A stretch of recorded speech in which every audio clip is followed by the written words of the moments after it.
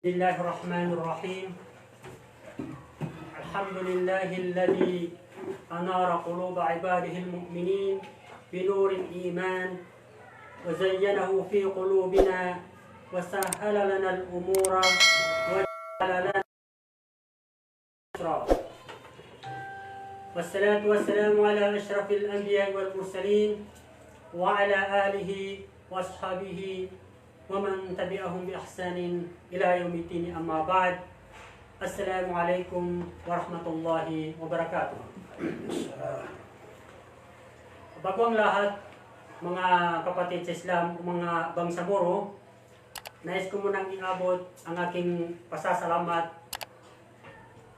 sa nag-imbita sa akin na kasalukuyang administrasyon ng COSLEC o Cotabato Students League in Cairo na pinamumunuhan ni Ustaz Farouk Adil, pati na rin ang kanyang mga kasamahan tulad ng sekretary na narito ngayon, si Ustaz Salah Kamidun, ganun rin ang Aminul Mal, auditor, si Ustaz Zainuddin Hashim, ang Culture of Affairs, Ustaz Sabri, at si Ustaz Khadar, administrasyon ng COSLEC ngayon. Maraming salamat sa pag-imbita sa akin. Napakaganda po ang programang inyong naisagawa. Ang mga kapatid sa Islam, nais ko pong talakayin sa inyo sa mga oras na ito ay patungkol po sa kasalukuyang hinaharap nating problema. Na ang problemang ito ay hindi lamang problema ng iisang bansa o lugar, kundi problema ng buong mundo. Tulad ng kasalukuyang sakit na mabilis ang paglaganap sa buong mundo. Tinatawag nilang COVID-19. Kaya natawag itong pandemic dahil ito ay worldwide o global crisis, azma alamiya. Ang ibig sabihin ng sakit na ito ay problema po ng buong mundo.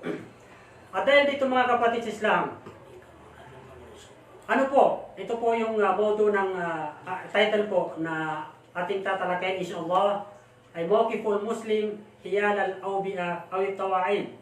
Ano po ang nararapat natin gawin ng mga Muslim para po sa problemang ito o nasabing virus na ito na kumakalat po, ang bilis ang pagkalat niya sa buong mundo po. Ayon po sa Islam ay mayroon pong tatlong klase o pamamaraan upang masok po natin o mahadlangan natin ang nasabing sakit na ito. Ito po, unang-una ay alwikaya o ang paghadlang. Ang mga paraan kung paano natin hadlangan ang nasabing sakit na ito, virus nito. At-ta'a li-izma al-ulama o al-muslimin. Ang ibig sabihin ay ang pagsunod po sa napakasunduan ng mga ulama o ng mga mu'min sa buong mundo. Ang pangatlo ay ang ibig sabihin ay ang panumbalik po sa mahal ng Allah subhanahu wa ta'ala. Mga kapatid, unang-una po ay ito yung sinasabing alwikaya, ang paghadlang o pagsugpo. Ano po ang mga paraan upang masugpo natin ang mabilis ng nasabing sakit na nakakahawa, mabilis na nakakahawa sa buong mundo. Si Ibn Sina po, na isa siyang tanyag na doktor sa kanyang kapanahunan. Si Ibn Sina, na sa kanyang panahon ay nung nasa 17 years old pa siya, ay isa na siyang tanyag. Mayroon siyang gamutan na isang hari na wala doon maliban kay Ibn Sina dahil sa tulong ng Allah subhanahu wa ta'ala. Sinabi si Ibn Sina patungkol sa mga sakit. Sa kaalaman natin lahat, sabi niya, al-wiqayatu khairun min al-ilaj. Ang ibig sabihin, ang paghahadlang o pagsuko ay mas mabuti kaysa panggagamot. So yan po ang sabi ni Ibn Sina. Ayun naman po sa Talyagrin na General Rules ng Islam, Qaida Usuliyya, sabi po, Darul Mafasidi Muqaddamun ala Jalbil Masalih. Ang ibig sabihin mga kapatid, ay yung paghadlang sa kasamaan ay mas mauna o mas priority kaysa pagsasagawa ng kabutihan. So, yan po yung mga dalil, kasama sa mga dalil upang masugpo natin ang nasabing sakit. Mga kapatid sa Islam, ang sabi ng Allah subhanahu wa ta'ala patungkol din dyan, sa surat Al-Baqarah, verse 195, Ba'da a'udhu billahi minasyaitanir rajim, wala tulqu bi'aydikum ila tahluka. Ang ibig sabihin, huwag ninyong ilagay sa inyong mga kamay, huwag ninyong gawin ang mga bagay-bagay na nakakasira sa inyo. Yan po ang ibig sabihin ng verse na yan. So mga kapatid sa Islam, titingnan po natin, ikukumpara natin ang mga naipahayag ng ating pamahalaan o ng Ministry of Health, Tadabir As-Sihi, tulad po ng sinabi nilang community quarantine, social distancing, stay at home. Ito nga po ba ay nababatay sa karunungan o kaalaman ng Islam, mga kapatid sa Islam? Malalaman po natin ang katotohanan dahil ay naging sanhi pagkahirap ng mga taong mahirap, lalong humirap ang mga taong mahirap. Naging sanhi ng pagkabagsak ng ekonomiya sa buong mundo. Naging sanhi ng pansamantalang pagkasara sa mga masjid, na ito po ay napakasakit po sa atin lahat dahil hundreds of years ngayon lang po ito nangyari, yung hindi tayo makapagsala sa ating mga masjid. At yung iba po, ang akala nila ng pansamantalang pagka-close o sara ng mga masjid ay pagkakulang po ng kakulangan ng paniniwala. Mga Islam, malalaman po natin ang katotohanan kung bakit nagkasundo ang mga ulama sa buong mundo na pansamantalang isara muna ang mga masjid dahil po sa nasabing sakit na mabilis ang pagkalat sa buong mundo. Una-una po mga kapatid sa Islam ay yung sinasabing community quarantine. Ito nga po ba ay nangyari o tanyag po sa kaalaman ng Islam o turo ng Islam, mga kapatid sa Islam? Ayon po sa Islamic history, sa kapanahunan ni Khalifa Umar ibn Khattab, ikalawa po siyang Khalifa after the death of Prophet Muhammad sallallahu alaihi wasallam. Dahil ang unang Khalifa ay si Abu Bakar Siddiq, pangalawa si Umar ibn Khattab. Isang araw po mga kapatid sa Islam, pumunta siya sa area o sa lugar na sinasabing Sham, na sa ngayon po ay ang pangalan ay Palestine.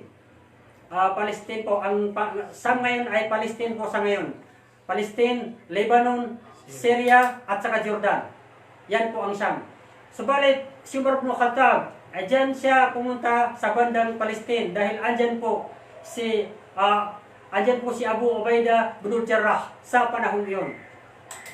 Nang dumating po si Umar ibn Khattab sa lugar na yon, sa Palestine, na noon po sa panahon ng Roman Empire, ang lugar po na yan ay Nicopolis ang pangalan. Subalit nang makuha ng mga mujahidin o mga sahaba, ay pinalitan nila ng pangalan na ang pangalan ay Amwas.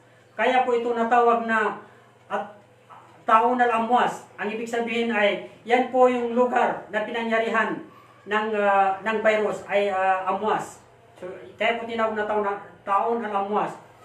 Sa madaling salita mga kapatid sa Islam, nang dumating si Umar ibn Khattab doon sa boundary ng nasabing lugar o Palestine, may nakapagsabi po sa kanya na ang lugar na yan ay kasalukuyang mayroon silang problema o mayroon pong taon o nasabing virus.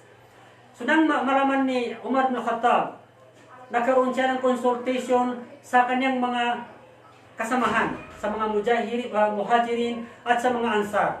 Ang mga muhajirin po ay yung mga taong nagmula sa Makkah papuntang Madina. Yung mga Ansar naman po ay yung mga taong taga Madina. Nagkaroon siya ng consultation kung ano po ang dapat gawin. Tutuloy ba sila doon sa lugar na yun kay Abu Ubaidah ibn Jarrah o hindi sila tutuloy? Subalit mga kapatid sa Islam, nakakaiba po sila ng kuro-kuro o pananaw. Ang iba po sabi nila, tutuloy po tayo dahil yan ay mga kasamahan natin. Yung iba naman mga kapatid, sabi nila, hindi po tayo tutuloy.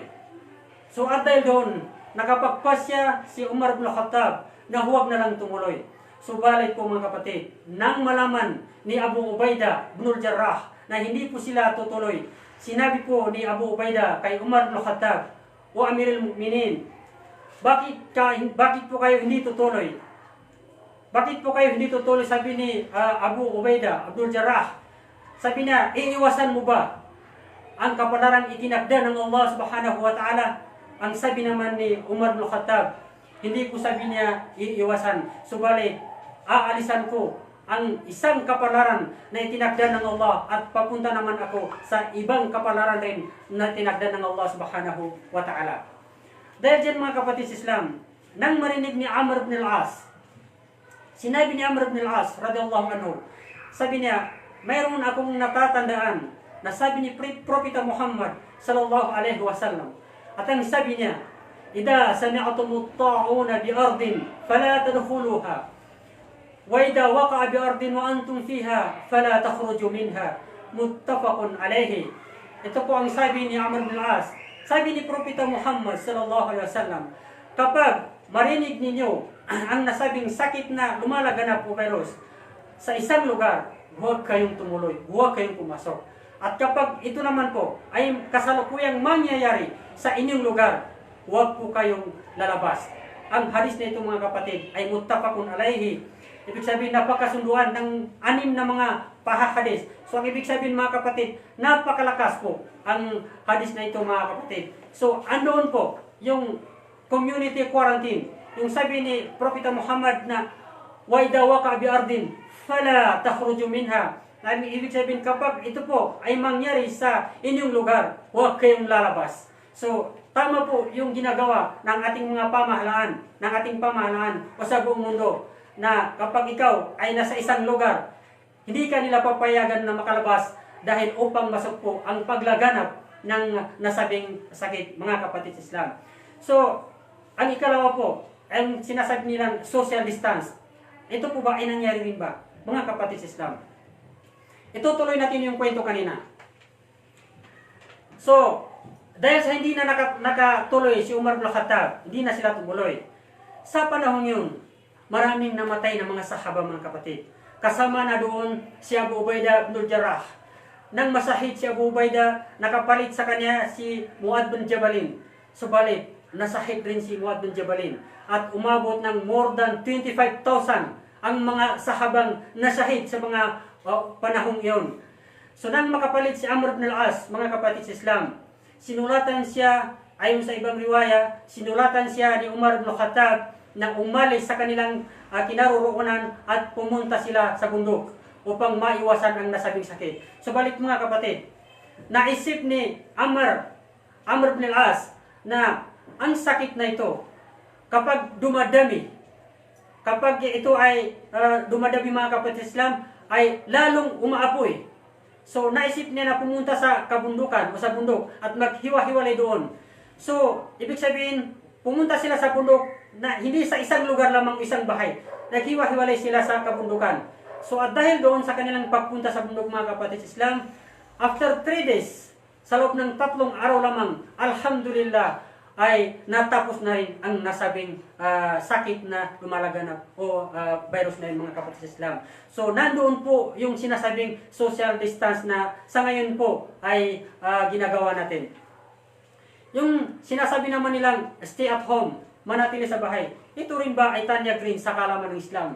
Mga kapatid sa Islam, ito po ay ayon sa hadis ni Aisha Ummul Mu'minin radhiyallahu anha, qalat sa'altu Rasulullah sallallahu alaihi wasallam 'an at-ta'un fa akhbarani Rasulullah sallallahu alaihi wasallam annahu kana 'adaban yab'athuhu Allah 'ala man yasha'u faj'alahu rahmatan lil mu'minin falaysa min rajulin yaqa'u at-ta'un fayamkutu fi baytihi sabiran muhtasiban ya'lamu annahu la yusibuhu illa ma kataballahu lahu illa kana lahu mithlu ajri shahid. Akhrajahu al-Bukhari. Ayun po sa naisalaysay ni Aisha Ummul Mu'minin, mga kapatid, ang sabi po niya na Propeta Muhammad sallallahu alaihi wasallam ang patungkol sa sakit na ito o virus. Ang sabi po ni Propeta Muhammad o naikwento po ni Propeta Muhammad ang patungkol po rito, mga kapatid Islam, ang sabi niya ay annahu kana adaban yab'athu Allah ala man yasha. Ang ibig pong sabihin, katotohanan, sabi ni Propeta Muhammad, na ito po ay isang kaparusahan na ipinapadala ng Allah subhanahu wa ta'ala sa sino man kanyang magugustuhan. Subalit, mga kapatid Islam, faj'alahu rahmatan lil mu'minin. Ito naman po ay isang biyaya sa mga taong mu'min. So, ito po ay biyaya po sa mga taong mu'min. Paano po nagiging biyaya, mga kapatid Islam? Ang sabi ni Propeta Muhammad, karugtong ng hadis nito, falaysa min rajulin yaqa'a at-ta'un. Ang ibig sabihin, kasalukuyang nandoon siya sa lugar na pinanyayarihan ng virus. Fayamkutu fi baytihi. Nananatili siya sa kanyang bahay. Ito na po, mga kapatid, yung stay at home. Fayamkutu fi baytihi. Nananatili siya sa kanyang bahay. Sabiran. Upang magtiis sa kahirapan ng pamumuhay dahil hindi siya makalabas. Magtiis na hindi makapunta sa masjid dahil po sa kadilikaduhan na mahawaan siya po ng virus. Lahat po ay pagtitiisan niya. Muhtasiban, nangangarap na makakaroon ng reward sa Allah subhanahu wa ta'ala. Nangangarap na maalis na ang nasabing sakit na ito, mga kapatid. Ya'lamu annahu la yusibuhu illa ma kataballahu lahu. At alam niya na walang makakatama sa kanya maliban sa kung ano po yung itinakda. Yun po ang masamang makakatama sa kanya ay kung ano yung tadhana. Illa kana lahum mithlu ajri shahid. Ang ganung tao, mga kapatid, ay mayroon siyang gantimpala mula sa Allah subhanahu wa ta'ala ng katulad ng gantimpala ng taong nasahid. Masya Allah. Masahid ka man, mamatay ka man sa nasabing virus o hindi. Ang gantimpala o reward na matatamo mo, mga kapatid, ay katulad ng reward ng taong sahid. Ano pang hinahanap natin, mga kapatid? Yung pumunta ka sa muski, tapos natatakot ka na baka ikaw ay mahawaan. Tapos nandito ka naman sa bahay. Magsala ka sa bahay, magjamaa ka sa mga pamilya mo.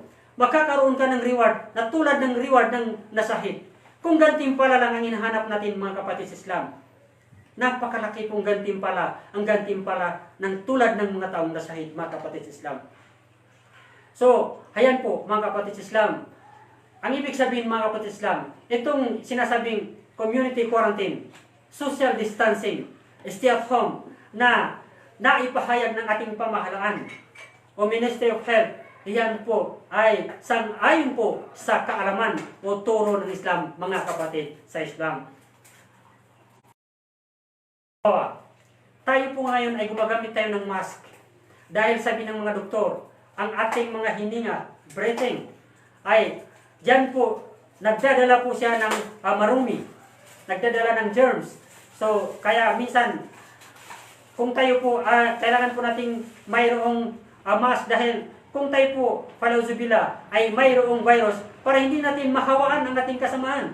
Kung wala naman tayong virus, para hindi tayo mahawaan. Yan po ang after po ng paglagay ng mask. Yan po, mga kapatid sa Islam. Ayon sa hadis ni Ibn Abbas, radhiyallahu anhu, anan Nabi sallallahu alaihi wasallam, naha an yutanaffasa fil ina'i aw yunfakha fihi. Ang ibig sabihin, mga kapatid sa Islam, ipinagbabawal ni Propeta Muhammad sallallahu alaihi wasallam ang paghinga sa isang panlalagyan tulad ng baso na may tubig, tulad ng plato na may pagkain. Pinagbabawal po. Bakit? Kasi po yun nga po. Halimbawa, pag iinom ka ganito, tapos hindi ka pa nabusog, hihinga ka dito. So pinagbabawal po yun. Dapat po pag uminom ka, gusto mong huminga, ilagay mo muna. Maghinga ka, iinom ka naman uli. Ganun po yung mga adab po. So, bakit po? Dahil yung ating hininga ay may sumasama doon. So, ayun po, mga kapatid. So, ang ating hininga ay sang-ayon rin po sa tingin ng mga doktor. Kaya po gumagamit sila ng mask. Kapag tayo naman po ay mang-uyam, mag-sneeze, sabi ng mga doktor, sabi nila, ilagay mo yung kamay mo sa iyong bunganga o di kaya sa iyong balikat upang hindi lumabas, hindi sumama sa iyong hininga.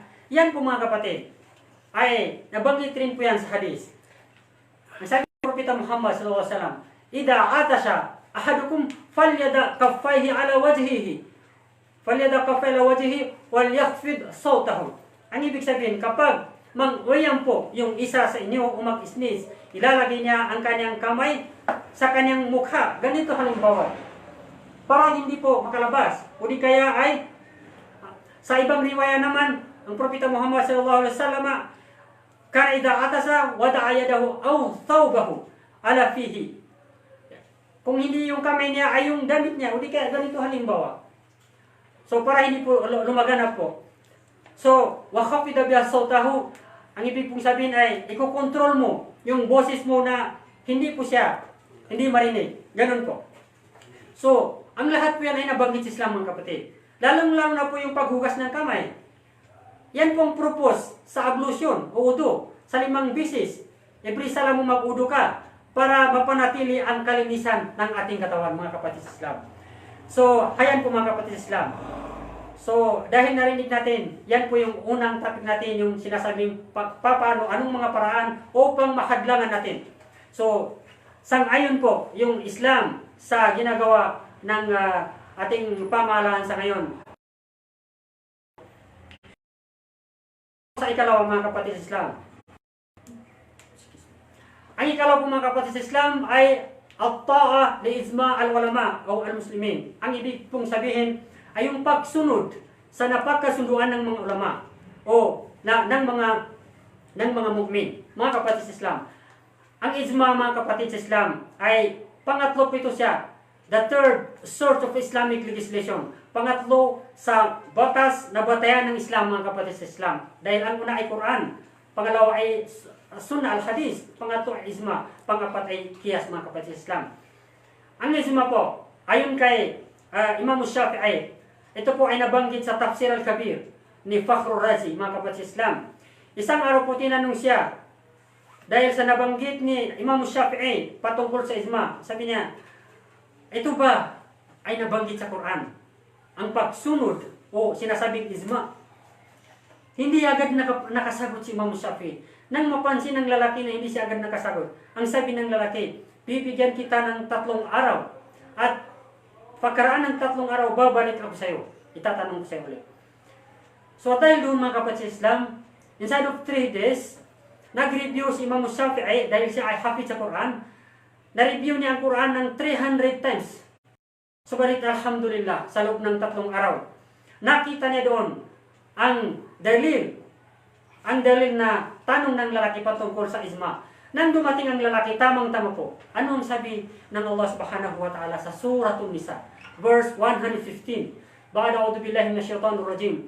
Wa may yushakikir rasula min ba'di ma tabayyana lahul huda wa yattabi' ghayra sabilil mu'minina nuwallihi ma tawalla wa nuslihi jahannama wa sa'at masira. Mga kapatid sa Islam, ang ibig sabihin ng mga kapatid, ang sino mang hindi susunod sa relihiyong Islam na naipadala ni Propeta Muhammad sallallahu alaihi wasallam, o ang sinusunod lang niya ay yung iba naman ay hindi na sinusunod, ang ibig sabihin, kung ano yung sang-ayon sa kanyang sarili, yun lang ang kanyang sinusunod. وَيَتَّبِعْ غَيْرَ سَبِيلِ الْمُؤْمِنِينَ. Ang sinusunod rin niya ay yung mga taong hindi mga Muslim, hindi mga mu'min. Kung ano ang kanilang mga desisyon, yun ang kanyang sinusunod. Ang ibig sabihin, hindi niya sinusunod ang napagkasunduan ng mga mu'min. Ang ginagawa ng mga mu'min o ng mga ulama, hindi niya ito sinusunod. Ano ang sabi ng Allah subhanahu wa ta'ala? Nuwallihi ma tawalla. Ayon sa Tafsir al-Kabir, natrukuhu makhtara li nafsihi. Makhtarahu li nafsihi. Ang ibig sabihin, pababayaan namin siya. Sabi ng Allah subhanahu wa ta'ala, subalit, ang kanyang patutunguhan sa kabilang buhay ay masamang kapalaran at apoy na lumalagablag. So handyan po yung ijma mga kapatid. Kung ano yung napakasunduan ng mga ulama. Katulad po ngayon mga kapatid, hindi lang Darul Ifta ang nagpahayag dito o nakarar, kundi buong mundo, lahat ng mga ulama dito sa amin sa Cairo Egypt, na ipahayag nila na hanggang sa buwan ng Ramadan ay hindi pa rin kami pwedeng magsali, mag-pray sa mga muski. Doon din sa Saudi Arabia, sa Qatar, sa Kuwait, lahat ng mga Arabic country o Islamic country. So, nagkaisa po sila na ta'liq al-masajid, ibig sabihin pansamantalang sarado muna ang mga masjid. Bakit po? Dahil sa mga kadahilanan sa mabilis na paglaganap ng nasabing virus. Kasama po sa kanilang mga dalil para malaman natin kung bakit mga kapatid. Ito po yung hadis ni Ibn Abbas. An Ibn Abbas radiyallahu anhu maqala qala li muaddinihi fi yawmin matirin idha qulta ashhadu anna Muhammadar Rasulullah fala taqul hayya 'ala salat qul sallu fi buyutikum. Qala ka'anna an-nasa istankaru qala fa'alahu man huwa khairun minni innal jum'ata azmatun wa inni karihtu an uhrijakum fatamshuna fi tini wad dahabi. Sahih al-Bukhari. Ang hadis na ito mga kapatid sa Islam ay yung kay Ibn Abbas. Nang sabihin ni Ibn Abbas sa kanyang muaddin, yung nag-adan, sabi niya sa kanyang muaddin, kapag mag-adan ka, pag matapos mong sabihin yung ashhadu anna Muhammadar Rasulullah, huwag mong isusunod ang hayya 'ala salat. Ang ibig sabihin ng hayya sala, halina kayo at magsala. Subalit, ang isusunod mo ay sallu fi buyutikum. Diyan na lang kayo magsala sa inyong mga bahay, sa inyong mga tahanan. Katulad ng ginagawa natin ngayon mga kapatid. Sallu fi buyutikum. So, ibig sabihin yan ay nangyari po. So, fakaanan na sa stangkaro. Nabigla yung mga tao, mga kasamahan ni Ibn Abbas. At hindi nila matanggap-tanggap. Kasi for the first time na narinig nila at nalaman nila, akala nila kakulangan ng Islam halimbawa. O kakulangan ng pananampalataya o paniniwala sa Allah subhanahu wa ta'ala. Subalit mga kapatid, Ibn Abbas sa kanila. Sabi ni Ibn Abbas, fa'alahu man huwa khairum minni. Yan po ay ginawa ng mas magaling kaysa sa akin. Yun po ay si Propeta Muhammad sallallahu alaihi wasallam. Ang ibig sabihin, yan ay ginawa ni Propeta Muhammad sallallahu alaihi wasallam, mga kapatid sa Islam. So, sa panahon na yun pala mga kapatid, ay panahon ng Yawmin Matirin. Ibig sabihin, napakalakas na ulan. Kaya inutusan ni Ibn Abbas ang kanyang muaddin na doon na lang magsala salu fi buyutikum dahil sa lakas na ulan, mga kapatid sa Islam. So yun nga, sabi ni Ibn Abbas, fa'alahu man huwa khairum minni, yan ay kagagawan ni Prophet, yan ay ginawa ng mas magaling pa sa akin. Ibig sabihin, ginawa ni Propeta Muhammad sallallahu alaihi wasallam. Innal jumu'ata azmatun. Katotohanan, sabi ni Ibn Abbas, alam ko, ng pagsala sa masjid o ang Jum'ah, especially sa Yawmul Jum'ah, sabi ni Ibn Abbas, ay wajib sa atin, obligatory sa atin, na tayo ay pumunta sa masjid ang magsala, sabi ni Ibn Abbas. Subalit, mayroon pong ruksa, may pahintulot ang Islam, na pwede tayong hindi magsala doon kapag dumating ang pagkakataon. So yun sabi ni Ibn Abbas, wa inni karihtu an ukhrijakum. Ayaw kong mahirapan kayo, sabi ni Ibn Abbas. Ayaw kong mahirapan kayo. Fatamsuna fi tini wad dahabi. Na kapag lumabas kayo at lumakad kayo papunta sa masjid, sabi niya, ay baka mamaya ay madulas kayo sa daan dahil sa lakas ng ulan. Hindi kaya imada pa kayo. Samantala sabi ni Ibn Abbas, alam ko naman na mayroong pahintulot. Kaya iyon po, sabi ni Ibn Abbas, Sahih al-Bukhari, na ikwento ni Abu Bukhari. Yan po yung unang hadis. Ang pangalawang hadis mga kapatid sa Islam ay hadis rin ni Ibn Abbas. Ang sabi ni Ibn Abbas, man sami'a al-munadi walam yamna'hu min attiba'ihi udrun qalu wa mal udr qala khawfun aw maradun lam tuqbal minhu salatu allati salla. Rawahu Abu Daud.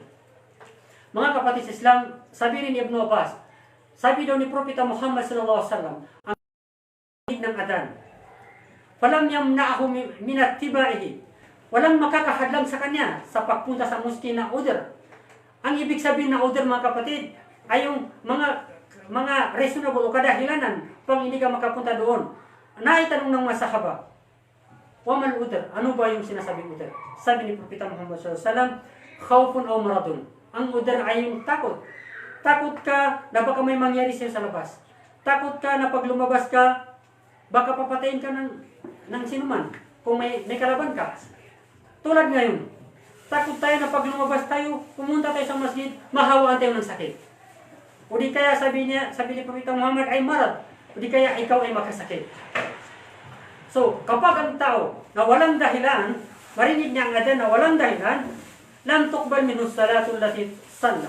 Hindi daw matatanggap, sabi ni Propeta Muhammad, ang kanyang prayer. Sabi ni Muhammad. Pero kapag may order, may dahilan, tanggap na tanggap, mga kapatid Islam. Ito ay naiabot ni Abu Daud. So, ang mga dahilan na ito, mga kapatid Islam, ito po yung mga dalil na kinuha ng ating mga ulama sa buong mundo. Hindi lang yung Darul Ifta, mga kapatid Islam. Sa buong mundo, kasama ito sa mga dalil. Dahil ang ulan, pag malakas ang ulan, pwede kang hindi pumunta sa moske. Kapag takot ka na may mangyari sa iyo sa labas, pwede ka rin hindi pumunta sa moske, sabay ka na lang magsala. Pag may sakit ka, sabay ka na rin magsala. Pag masyadong malamig, sabay ka na rin magsala. Pinahihintulutan ng Islam yan.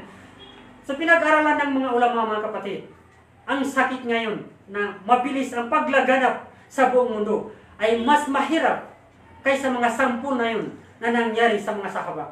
Allahu Akbar, mga kapatid Islam. Ano pang hinahanap natin, mga kapatid Islam? So, yan po ang mga dalil.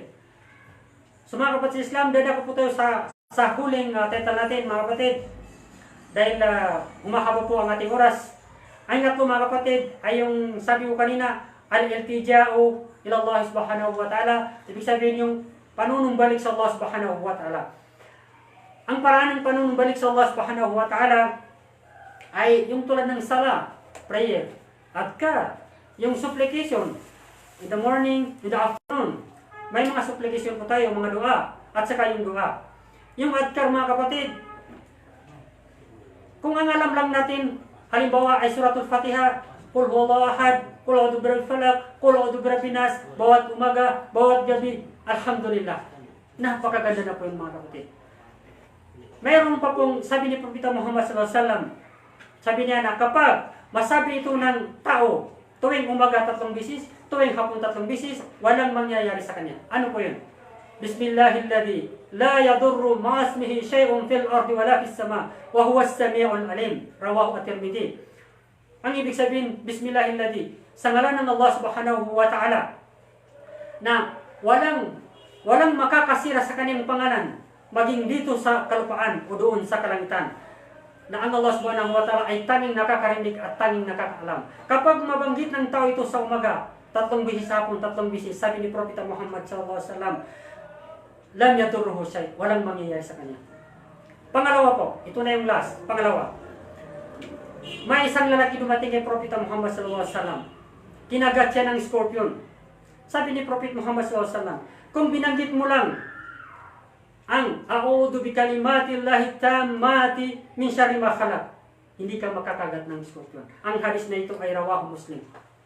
Ang ibig sabihin ng a'udhu bi kalimatillahi, ako ay kumukupkup sa ganap na salita ng Allah subhanahu wa ta'ala mula sa kasamaan ng nilalang. Mga kapatid sa Islam, so hayan po mga kapatid yung adkar. Ang last po ay yung dua. Yung dua, mga kapatid sa Islam, ay napakahalaga po sa atin yung dua po, mga kapatid sa Islam. Dahil ayon sa hadis ni Propeta Muhammad sallallahu alaihi wasallam, patungkol po ito sa dua, la yardul qadara illa ad-dua. Walang makakahadlang sa tadhana maliban sa dua. Subalit, mga kapatid sa Islam, ang kadar ay dalawang klase po. May kadar na kadar mahtum, yung kadar po na ang kapalaran itinakda na tiyak na mangyayari. Ang ibig sabihin, ang tadhana na kahit papano ay mangyayari po yun. Hindi kaya ng dua. Yan yung kadar mahtum. Pangalawa, ay kadar al-murattab alal asbab.